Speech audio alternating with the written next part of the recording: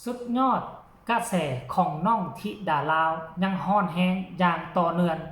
จนนักเขียนได้ออกมาเขียนก่อนอีกครั้งหนึ่งซึ่งจะเป็นแนวใดไปรับฟังพร้อมๆกันเลย ทักทายสวัสดี FC ทุกท่านมาพบมาพ่อกันอีกแล้วคลิปหนึ่งท่านผู้ชมห่างหายกันไปเกือบครึ่งวันในที่สุดเจเบาลาวกลับมาเป็นทีเรียบร้อยแล้ว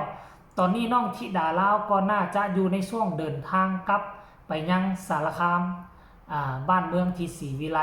เมืองไทยเมืองใหญ่ท่านผู้ชม FC แฟนคลับเมื่อวานนี้ก็มือก่อนก็มีกิจกรรมโอ้ยสุดยอดหลายกิจกรรมบ่ให้เว้า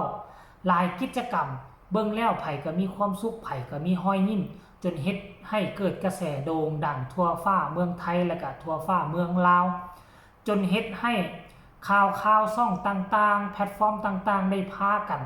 ออกไปตีข่าวอึกทึกคึกโคมเกี่ยวกับน้องธิดาลาวกันหลายเอาแถวว่าเนาะและในที่สุดนักเขียนท่านนี้เนาะเพิ่นก็ได้ออกมาโพสต์ออกมาเขียนออกมาแต่งเนาะออกมาแต่งกลอนเกี่ยวกับน้องธิดาลาวอีกแล้วถ้าเจเบาลาวจำบ่ผิดครั้งนี้น่าจะเป็นครั้งที่2ครั้งนั้นว่ามวลไพเราะสนอหูแต่ครั้งนี้เจเบาลาวได้อ่านแล้วยิ่งไพเราะสนอหูหลายกว่าครั้งก่อนเนี่ยก่อนจะไปอ่านเดี๋ยวจะไปขออ่านเบิ่งก่อนว่าเพิ่นโพสต์อีหยังก่อนเพิ่นถ่ายรูปก่อนที่เพิ่นแต่งแล้วเพิ่นก็มาเขียนว่าขอร่วมเป็นแรงใจทริปการกุศลของน้องธิดาลาวศรีวิไลหอบฝันมาหาน้องที่สปป.ลาวนำทีมโดยอาจารย์ภูแม่พึ่ง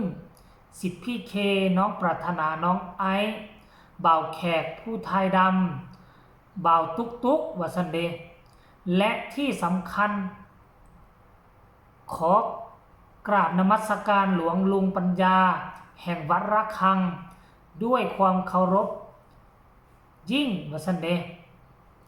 คำกรอนอาจจะไม่ไพเราะกราบขออภัยด้วยนะครับมันบ่ไพเราะวันใดวะนี่แหละเขาเอิ้นว่าน่ะคนเก่งจะทอมตนกับคนที่บ่เก่งบ่มีความสามารถจะมักย่องย่อตนเองและมักคมผู้อื่นแต่ว่ากลอนนี่น่ะกลอนไม่กลอนนี่เจบ่เล่าได้อ่านเพียงแต่2 วรรครู้สึกประทับใจไพเราะที่สุดขนาดยังอ่านบ่ทันจบได้แต่เจ้าของเพิ่นบอกว่าอาจจะบ่ไพเราะทอมตนเกินไปแล้วพอฮักน้องธิดาลาวคนนี้เดี๋ยวเจบ่เล่าสิไปอ่านให้ฟังกันแล้วกันเด้อสิพยายามอ่านภาษาเขียน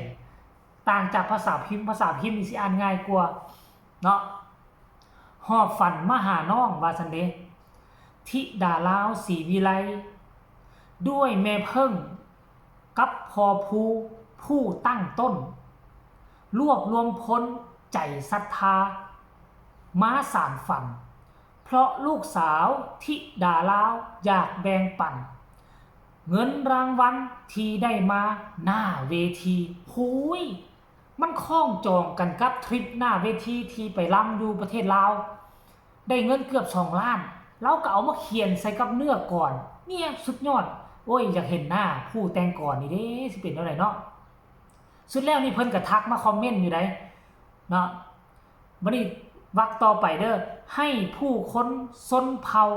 ที่ยากไร้ว่าซั่นเด้อยู่ห่างไกลความเจริญเกินวิถีซื้อข้าวของหลายลากนั่นมากมีน้ำสิ่งดีส่งมอบต่อพอบรรเทาเห็นแม่เพิ่งโอ้ยโทรศัพท์แป๊บเดียวได้ทุกคนเด้อเห็นแม่เพิ่งพอผู้อย่างนี้ดูอย่าแจกเบิ่งอย่าแล้วก็แจกภาษาลาวเนาะบางคนแปลกบ่ฮู้นำคำลาวเขาต้องเรียกหาล่ามธิดามาบอกเอาเมนคือบางคนยังบ่ฮู้ภาษาลาวเป็นคนลาวอยู่ยังบ่ฮู้ภาษาลาวลุมเขาใช้ภาษาซวยนี่แหละน่าจะเป็นใช้ภาษาซวยคนอยู่แถวนั้นนะใช้ภาษาซวยซึ่งคนที่จะมาแปลก็น่าจะเป็นในบ้าน กองหลอนบ้านคณะหมู่บ้านหรือว่าคนที่ได้ไปไปเฮียนอยู่ในเมืองต้องได้มาแปลหลายคนก็อาจจะแปลกเนาะ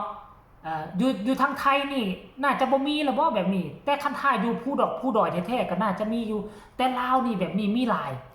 คนม่งน่ะอยู่บ้านนอกก็ยังเว้าภาษาลาวบ่เป็นก็มีคนซวยคนลาวเทิงแบบสิก็มีหลายเว้าภาษาลาวบ่ได้เนาะคนอาคาแบบนี้น่ะอ่านต่อมันม่วนอีหลีเด้จึงได้เข้าใจในการใส่ยาทั้งสามสาวธิดาลาวน้องปราดไอแจกของไปยิ้มไปใจหันษาไม่มีคำว่าเหน็ดเหนื่อยเมื่อยกายาแม้นเข้าปลาได้กินแต่แค่มื้อเดียวเอาลงออกภาษาไทยแล้วบ่เนี่ยอ่านต่อเด้อเพิ่นว่าเดี๋ยวอ่านต่อเผามั่งกองเผาตะโอ้ยจ่าโดยเยาะมื้อน่ะแอมแท่เนาะทรงสายตามาแลเหลียวมองเบาเคเบาแขกแปลกจริงเชียวเบาตุกเหลียวอันนี้เบาตุกเหลียวถ่ายมือถือสื่อมวลชนขอชื่นชมที่ทำคลิปให้ทริปนี้หลวงลุงปัญญามีเมตตาธรรมนำกุศลกราบไหว้วอนสิ่งศักดิ์สิทธิ์ทั่วสากลมาช่วยดลบันดาลทรงจงเจริญแด่บ้านศรีวิไลทุกทานด้วยรักจากใจพ่อนะปวริศบ่อ่านผิดต้องขออภัยเด้อค่อยอยากจะบอกเจ้าว่าตั้งแต่ค่อยเกิดมาค่อยยังบ่เคยอ่านก่อนของผู้ใดที่ฮู้สึกฟังแล้วมวนไพเราะสนอหูขนาดนี้เพราะตั้งแต่ค่อยจบประถมมาค่อยก็บ่เคยอ่านก่อนของผู้ใดเลยแต่ตอนเรียนอยู่ป2ป3ป4อยู่ทางลาวนี่มีก่อนมีอย่างต่างๆให้เรียนรู้ตอนอยู่ประถมจบประถมเป็นต้นไปแล้วก็บ่ได้แตะก่อนแตะเกินหยังมาเรียนอยู่มหาลัยเรียนอยู่ม.ปลายก็บ่ได้แตะก่อนเลยเพราะฉะนั้นน่ะก่อนในอดีตเฮาเป็นเด็กน้อยเฮาก็บ่ฮู้ว่ามันม่วนมันซื่นแต่อย่างใดแต่ในเมื่อเฮาอายุเข้าหลัก3เฮามาเจอก่อนแบบนี้มันรู้สึกว่ามวนไพเราะสนอหูคันเจ้าของก่อนเห็นแล้วก็ฝากเข้ามาทักทายเจบ่ลาวได้เด้อท่านผู้ชม FC แฟนคลับแล้วสำหรับทุกคนเด้ผู้ที่เป็น FC น้องธิดาลาวได้ฟังก่อนนี้ได้อ่านก่อนนี้แล้วมีความรู้สึกแนวใดให้ส่งข่าวมาใต้คอมเมนต์ฝากทุกคนกดไลค์กดแชร์กดติดตามให้เจบ่ลาวแดเพื่อจะบ่พลาดในคลิปต่อไปที่สำคัญอย่ากดข้ามโฆษณาสำหรับคลิปนี้ขอกล่าวคำว่าสบายดี